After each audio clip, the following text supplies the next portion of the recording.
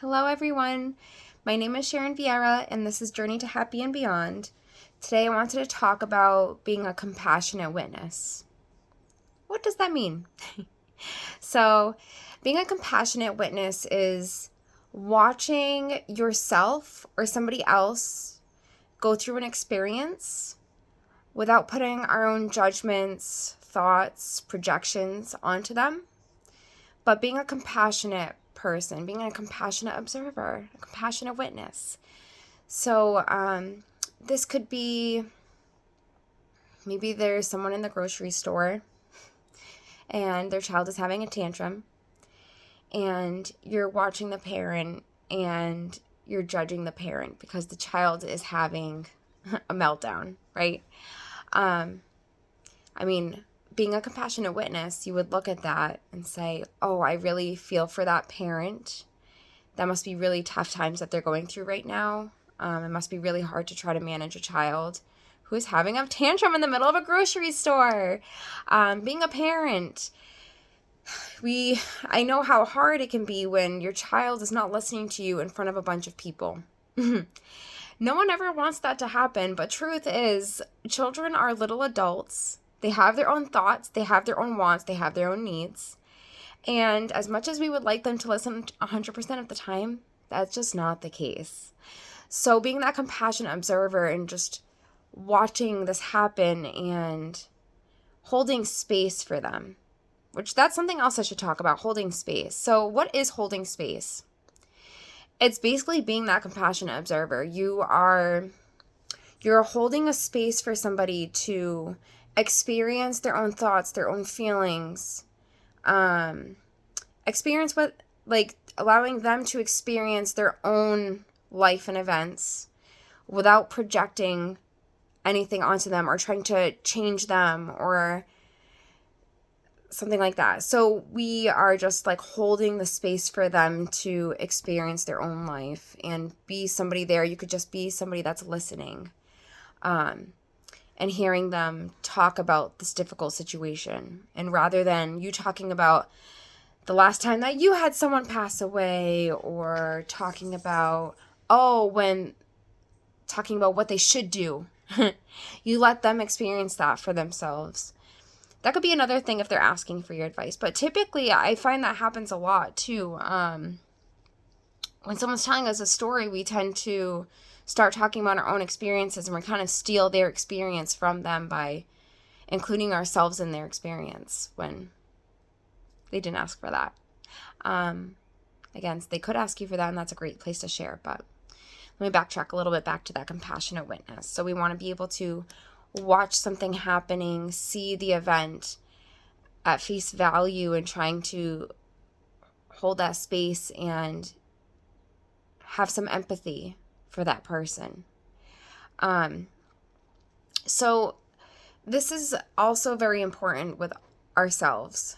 I know that for me personally, I've struggled with eating disorders my entire life. And the way that I talk to myself is I would never talk to somebody else like that. I would never say the things I was saying to somebody else that I had to myself. So when you find yourself beating yourself up for something, it could be the way you look, the way you're thinking, the things that you're doing. Instead of taking on this view that, instead of just beating yourself up, holding space for yourself and really giving yourself that compassion that you would from a friend. You probably wouldn't have a friend that talked to you. You wouldn't keep a friend that spoke to you the same way that you spoke to yourself. I'm hoping that's making sense for everyone. And it's so important to be kind to yourself, because if you're not kind to yourself, how can you expect other people to really be kind to you? You have to see your own self-worth, because you are worthwhile. You do matter.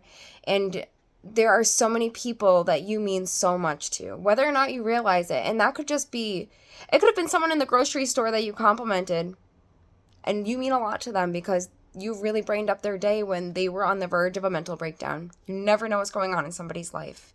And that's another important thing to talk about with being a compassionate witness. none of us, no one has any idea what is going on in someone else's life.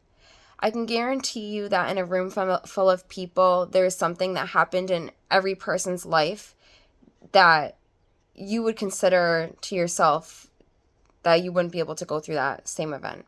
So we have all been through tough stuff. Our lives are all very different regardless. But we have no idea what someone else is going through at any point in time. I know that there's times where I'm going through a lot. And I, too, as much as I work on my own self, I still will do things that aren't the real or true me. When we're in that stress brain, that fight or flight, because just all of our resources are being depleted in one way or another, whether that be things that your days are full, you have no time to yourself, you have your own personal stuff going on. I've done things that I never would normally do, said things I wouldn't normally say, which can be a lot of work too, right? Because then we're backtracking and we have to find the time to correct those mistakes, to be apologizing to the people that we've done wrong to, and to correct whatever errors we've made because we're not staying in our truth. So I also wanted to mention that a little bit. But so when it comes to being a compassionate witness, it really is just such a crucial thing in general and in life that we understand that we can't understand everything. So next time you're out and somebody's cutting you off on the road, or someone has a child tantruming in the middle of a store, or someone says something that isn't okay, try to hold space and be that compassionate witness. Now, I'll definitely be talking about boundaries in another episode, and I'm not talking about people that repeatedly hurt you. That's never okay. You can be a compassionate witness at those times, but it's really important to hold boundaries too. But yeah, so being a compassionate witness does not make you more weak. It makes you stronger. It helps you to look at things without tying your emotions into them per se, without throwing yourself into the situation. You're looking from an outside view rather than being consumed by... Sorry, my cat's trying to get out right now. Give me 1 second. Hold on. Give me 1 second. Get some feasting in the house. Thank you. Okay. Sorry, I told you that this channel was going to be very real, didn't I? Must have left my door a little unhinged. Anyways, so coming back to that compassionate witness and understanding that we will never understand everything is really important. We do not always know what's best. We might have our own thoughts and ideas and feelings, but there is no right and wrong in this world. But by taking us out of the center of the event, we're able to have another outlook on what's happening. And it can really help us to manage our own emotions and realize when maybe we recognize that we're getting upset over something that's not as bad as it was when we were in the middle of it, in the crux of the situation. So when we're doing this, it'll help with your overall happiness and well-being. I know it's made a big difference with me, being able to look at things happening in my own life even, and having that compassionate witness there for me. So instead of beating myself up, I'm recognizing, okay, I'm going through a lot right now that wasn't okay for me to do, or I have a lot of stuff going on, but everything's going to be okay. I'm going to be okay. We're able to look at ourselves outward and at others. I feel like I'm rambling a little bit, but I really just want to make sure that you guys think about that and take that home with you, because I just know how big of a difference it's made for me, being able to look at things in a more at face value.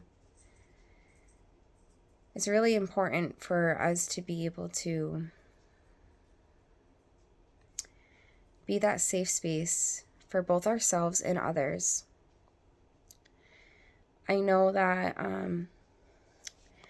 back in the day, I would never have wanted to be my own friend if I treated if I treated others the same way I treated myself, like I had mentioned before.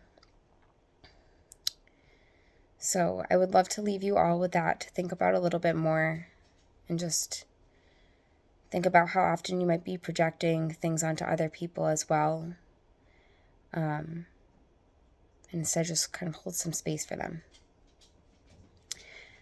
And I always want to end off with Loka samasta sukhino bhavantu. May all beings be happy and free.